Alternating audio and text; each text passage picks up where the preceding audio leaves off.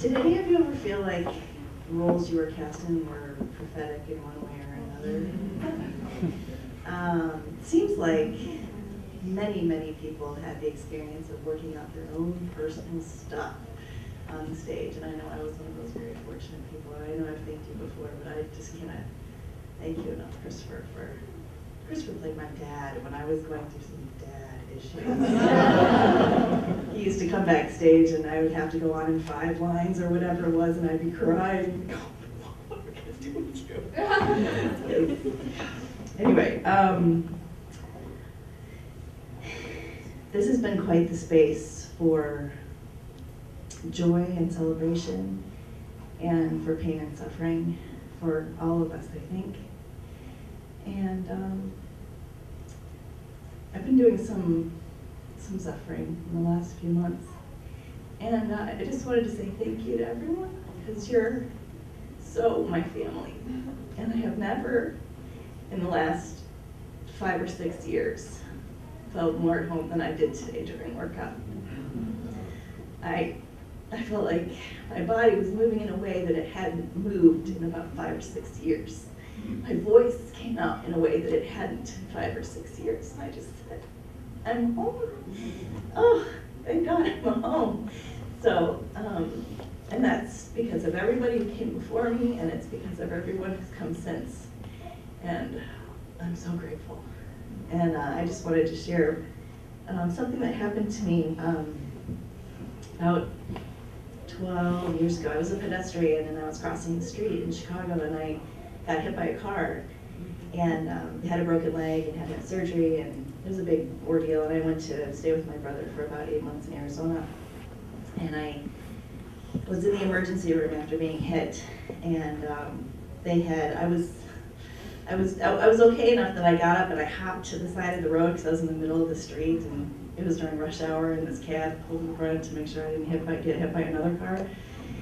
And I had managed to get to the side of the road, but of course when the paramedics get there, they make you get on the board and they put your head in the thing, you can't move. And I'm laying there in the emergency room, and I'm laying there, and I'm laying there, and I'm laying there, and I'm laying there. And I'm stabilized, so nobody really needs to take care of me. So I don't know how long I lay there, but I started getting really claustrophobic and couldn't move any part of my body in any kind of significant way. And I didn't know what to do with myself. I wanted to scream, but I also am one of those people that's just like, oh, I'm not gonna scream. So I started praying the Jesus prayer.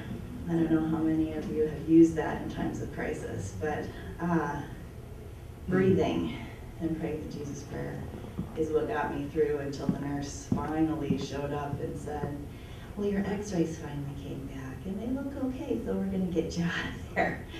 So that was really a blessing for me. And the other way that workout saved me in that exact situation was when I did go to Arizona. I was looking for, my brother goes to, I don't know how many of you ended up Baptist after leaving Wheaton. I walked in Baptist, I left Episcopal. So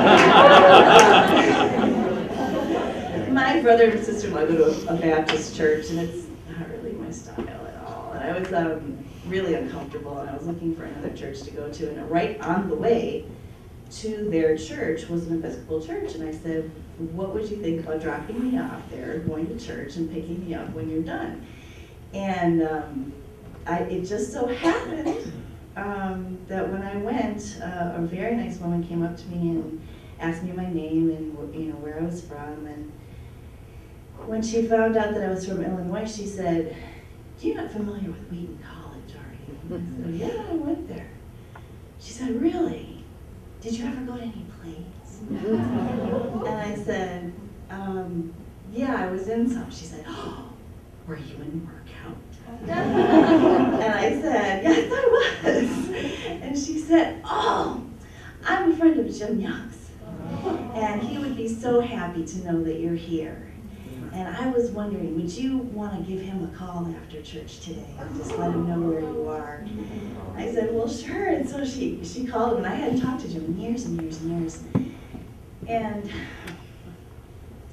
I got on the phone And the first thing I heard was, you know how, I don't know, if he didn't have a nickname for you, he would always say your name kind of strangely. Like, oh, Cheryl Green. Oh, by the way, I'm Cheryl Green. 1994. But the first thing I heard was, Cheryl Green, I love you! And that meant more to me than anything maybe in my life up until that point. So, I just wanted to share that because it's such a precious memory of Jim Young. Thanks.